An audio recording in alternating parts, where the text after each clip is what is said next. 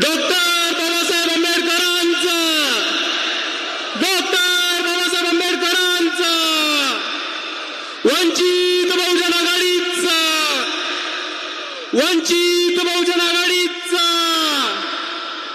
बाळासाहेब आंबेडकर तुम आगे बढ़ो, बाळासाहेब आंबेडकर तुम आगे बढ़ो।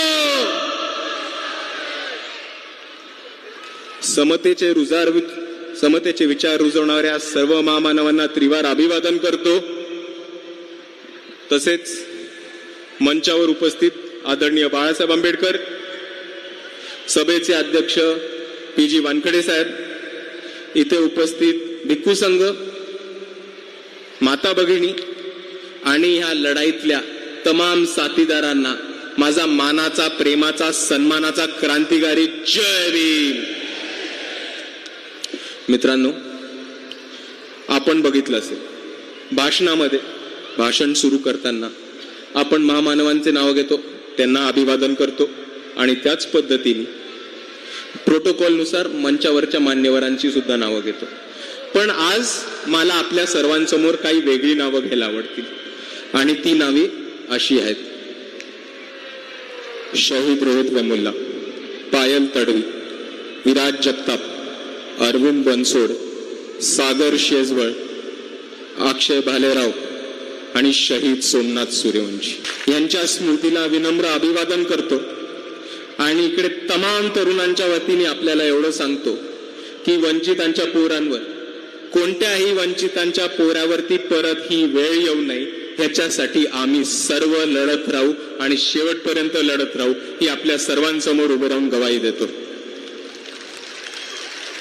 आणि मित्रांनो, आपण जेव्हा या लढाईबद्दल बोलतो तर ती लढाई तलवारीची नाहीये।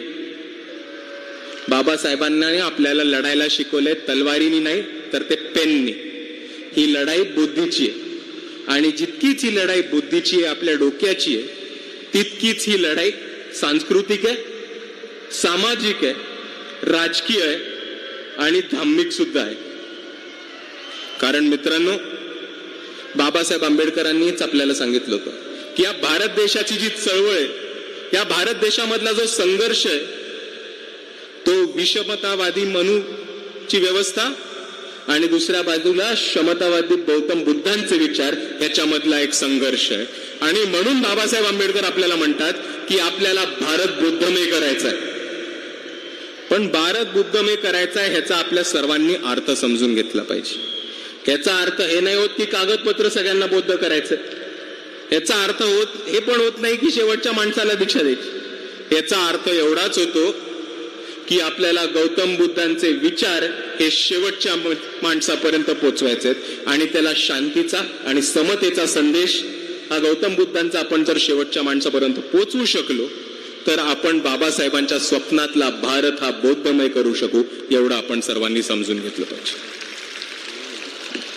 मी सुरुवातीला जी नावं घेतली आपल्या सर्वांना माहिती असेल ते कोण आहेत, पण आपल्याला जर नसेल माहिती ही लोक कोण आहेत तर आपल्याला थोडक्यात सांगतो की दलित, बहुजन, आदिवासी, वंचित समूहातनं आलेली ही तरुण होती। हे अतिशय हुशार पोरं होती। गेल्या 10 वर्षात वेगवेगळ्या कारणाने या 10 पोरांचा जीव घेतला होता इकडच्या जातीवाद्यांनी। पण आपण हे नका विसरू की ही पोरं अतिशय हुशार होती, शिक्षण घेत होते, उच्च शिक्षण घेत होते, बरेचसे लोक याच्यामधले पदवीधर होते। पण त्यांची प्रगती आणि त्यांची शिक्षणामुळे झालेली तरक्की इकडच्या जातीवाद्यांच्या डोळ्यामध्ये खुपली म्हणून त्यांचा खून केला, हे आपण विसरू नका। वेगवेगळ्या कारणांमुळे मारलं। Doctor Rohit Vemula PhD student होते, हैदराबाद युनिव्हर्सिटीमध्ये शिक्षण घेत होते। तिकडचा ASA आंबेडकराईट स्टुडंट असोसिएशनची त्यांनी सत्ता स्थापन केली होती आणि ते तिकडच्या ABVP ला खुपलं होतं। खोटे पत्र देऊन, मंत्र्यांकडनं, खासदारांकडनं खोटे पत्र आणून त्यांनी रोहित वेमुल्लाची ऍडमिशन बंद करवली, स्कॉलरशिप बंद करवली आणि त्यामुळे रोहित वेमुल्लांना आत्महत्या करायला भाग पडलं। दुसऱ्या बाजूला पायल तडवी MBBS केलं होतं, पोस्ट ग्रॅज्युएटचं शिक्षण घेत होत्या मुंबईमध्ये, आदिवासी समाजातून येत होत्या। आजूबाजूच्या जातीवाद्यांनी त्यांना मेंटल टॉर्चर केलं, जातीवादक वागणूक दिली आणि त्यांना आत्महत्या करायला भाग पडलं। विराज जगताप तसेच नितीन आगे आंतरजातीय प्रेम होतं या आरोपाखाली या दोघांना इकडच्या जातीवाद्यांनी जीवे मारलं. नितीन आगे 15 वर्षाचे होते, 10वीचे विद्यार्थी होते आणि नुकतंच अहमदनगर कोर्टनी त्यांच्या सगळ्या आरोपींना बळी केले. आणि याच्यामुळे हा प्रश्न उपस्थित होतो की नितीन आगेंचे आरोपीच नव्हते तर नितीन आगेंना मारलं कोण. त्याचबरोबर सागर शेजवळ आपल्याला माहिती होतं, शिर्डीमधलं प्रकरण होतं.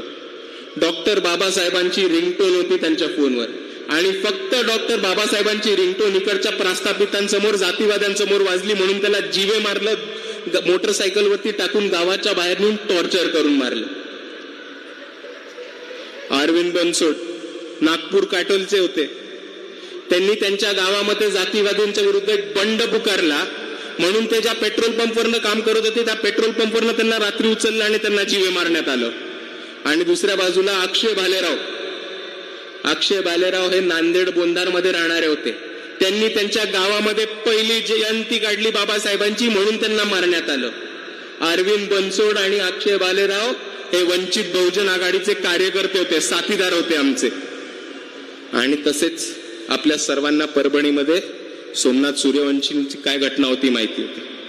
सोमनाथ सूर्यवंशी वडार समाजाचे होते, पण जरी ते वडार समाजाचे होते सोमनाथ सूर्यवंशी एक सच्चे आंबेडकरवादी होते हे तुम्ही विसरू नका मित्रांनो. जेव्हा बाबासाहेबांची पुतळ्याची विटंबना झाली, जेव्हा संविधानाचं प्रत तिकडे तोडलं, तेव्हा एका आंदोलनाच्या भूमिकेमध्ये सोमनाथ सूर्यवंशी आले आणि आंदोलन करायला धावून आले.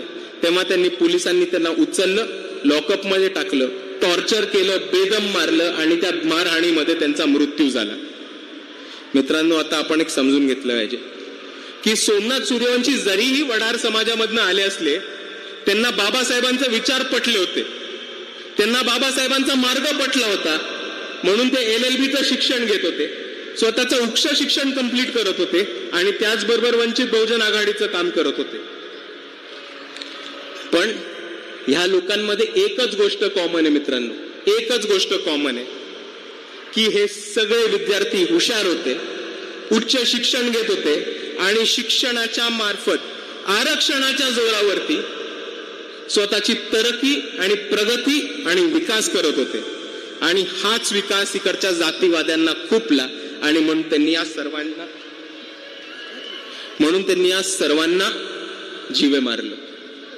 आणि मित्रांनो, तुम्ही यांचं कटकरस्थान लक्षात ठेवा. आपल्यातला एक मारणं ह्यांना सोपं नाहीये, म्हणून हे आपली प्रगतीची पायरी बंद करून टाकणार आहेत, विकासाचा रस्ता बंद करून टाकणार आहेत. आणि म्हणून आज आपल्याला एवढ्या मोठ्या परिस्थितीत आरक्षण बंद होणार या बाता ऐकायला लागतात. आणि मित्रांनो, जर ह्यांनी आरक्षण बंद केलं तर आपल्या विकासाची शिडी, आपल्या प्रगतीचा मार्ग आणि आपल्या विकासाचा मार्ग हा कायमस्वरूपी बंद होतो हे आपण सर्वांनी लक्षात ठेवलं पाहिजे. आणि ह्याच्यामध्ये सगळे एकत्र आहेत, बीजेपी वाले आहेत, RSS वाले आहेत, धारकरी आहेत, अर्धे चड्डी वाले आहेत, काँग्रेस वाले आहेत, राष्ट्रवादी वाले आहेत, सगळे नागनाथ सापनाथ लोक एक होतात आणि सगळे आरक्षणाच्या विरुद्ध एक होतात. आणि तुम्हाला थोडक्यात सांगतो हे आरक्षणाचं होणार कसं आहे गणित. आता तुम्हाला सोपा मुद्दा सांगतो की अमेरिकेमध्ये एक H1B व्हिसा म्हणून एक प्रकार असतो. जे नोकरीला जातात, जे शिक्षणाला जातात त्यांना H1B व्हिसा मिळतो. पुढच्या वर्षीपासून H1B व्हिसा रद्द होतोय आणि सगळ्या अमेरिकेतल्या NRIला परत तात्या ट्रम्प भारतात पाठवून देणार आहे. आणि एकदा हे भारतीय परत आले तर आपले जे पंतप्रधान आहेत मोदी शेख, त्यांना नोकऱ्या कुठनं देणार? आपलं आरक्षण बंद करून. आपलं आरक्षण बंद करून ज्या नोकऱ्या वाचणार आहेत, आपलं आरक्षण बंद करून ज्या शिक्षणाच्या सीटा वाचणार आहेत, त्या ह्या NRIंना देणार आहेत. आणि त्याच्यासाठी आरक्षण बंद करायचं कट कारस्थान इथे या महाराष्ट्रामध्ये उभं झालंय, भारतामध्ये उभं झालंय.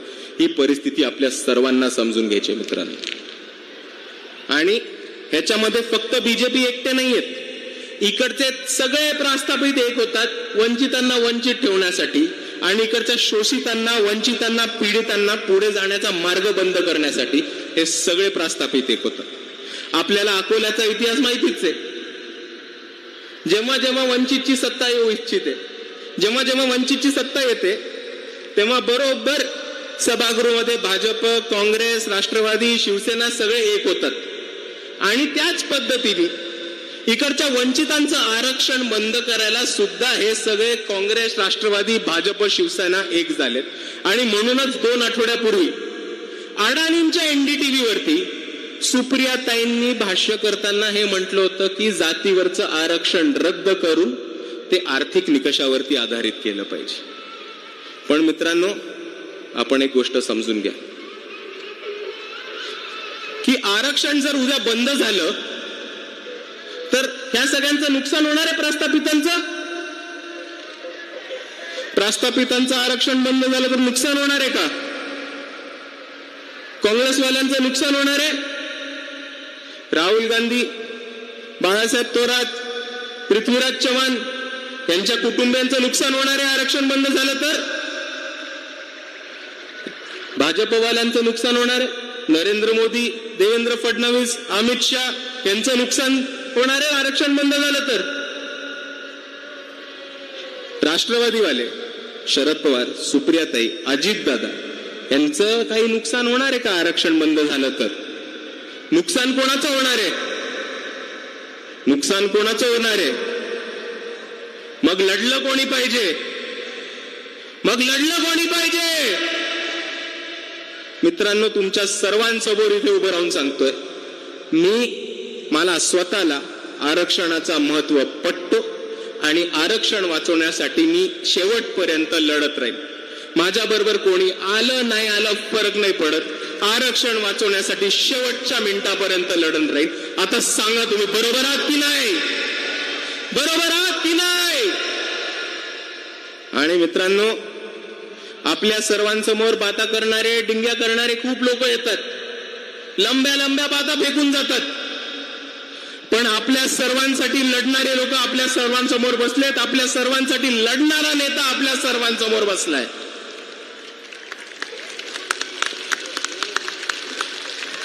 डिंग्या मारणारे लोक लय येतात, लय लंब्या बाता फेकतात। आपण सर्वांनी बघितलंय, लोकसभेमध्ये, विधानसभेमध्ये सगळीकडे संविधान दाखवत निळा टी-शर्ट घालून राहुल गांधी ठिकठिकाणी फिरत होते।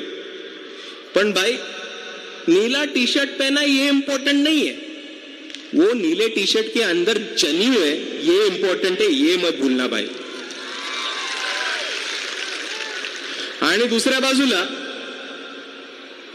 आताच 1 महिन्यापूर्वी मी एक राहुल गांधींची मुलाखत बघितली, जेव्हा ते वोट चोरी बद्दल बोलत होते। तिकडे त्यांना एका पत्रकारांनी विचारलं की तुम्ही मुद्दे मांडताय ते बरोबर आहे, पण तुमच्याकडे आकडेवारी नाही, तुमच्याकडे ठोस माहिती नाही आणि तुम्ही हा इश्यू घेऊन कोर्टात जाणार आहात का? राहुल गांधींचं ततबब झालं।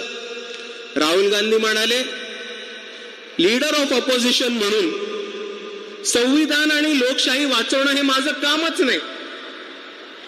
आणि जर राहुल गांधींना वाटत असेल की संविधान आणि लोकशाही वाचवणं हे त्यांचं काम नाही, तर मी त्यांना एवढीच विनंती करेन की एकदा लीडर ऑफ ऑपोजिशन वरती एका दलिताच्या, बहुजनाच्या, आदिवासाच्या, मुसलमानाच्या किंवा वंचिताच्या पोराला बसू द्या, तो तुम्हाला दाखवेल की लोकशाही कशी वाचवायची, तो तुम्हाला दाखवेल संविधान कसं वाचायचं, जीवाचं रान करून लोकशाही आणि संविधान वाचवेल आणि तो तुम्हाला बरोबर दाखवून देईल की RSS आणि BJP-वाल्याची 2 हात करून त्यांना घरी कसं बसवायचं। आणि म्हणून मित्रांनो, आपल्या सर्वांसमोर एक असं नेतृत्व आहे जे कोर्टात जाण्यापासून घाबरतं, जे कोर्टात जायला नकार देतात, आणि आपल्या सर्वांसमोर असं दुसरं नेतृत्व आहे ज्यांनी औरंगाबाद हायकोर्टमध्ये जाऊन, सुप्रीम कोर्टामध्ये लढून, अख्ख्या महाराष्ट्र गव्हर्नमेंटची, अख्ख्या पोलीस डिपार्टमेंटची नाचक्की करून सोमनाथ सूर्यवंशींना न्याय मिळवून दिला। असं नेतृत्व आपल्या सर्वांसमोर आहे। आता तुम्ही मला सांगा, आपला नेता कोण? आपला नेता कोण? आणि जाता जाता मला सर्वांसमोर एकच गोष्ट सांगून जायची, मी जिल्ह्यात जातो, तालुक्यात जातो, गावागावात जातो, तिकडे मला लोक नुसतं एकच प्रश्न विचारतात की वंचित बहुजन आघाडीला हवी तशी भरारी का नाही आली? वंचित बहुजन आघाडी 2019 मध्ये स्थापन झाली, या पक्षाला हवी तशी भरारी का नाही आली? आणि मी ह्याला एकच उत्तर देतो, दर ठिकाणी माझं एकच उत्तर असतं की वंचित बहुजन आघाडी हा तळागाळातल्या कार्यकर्त्यांचा पक्ष आहे. पण 2019 पासून 2018 पासून तळागाळातल्या कार्यकर्त्यांच्या निवडणुकाच नाही झाल्या. एकदा स्थानिक स्वराज्य संस्था लागू दे, मग तुम्हा सर्वांना दाखवून देतील वंचित बहुजन आघाडीचे कार्यकर्ते की आम्ही कोण आणि काय करू शकतो. एवढं म्हणून मी आपल्या सर्वांची सभा घेतो. जय भीम, जय संविधान, नमो बुद्धाय. धन्यवाद दादा.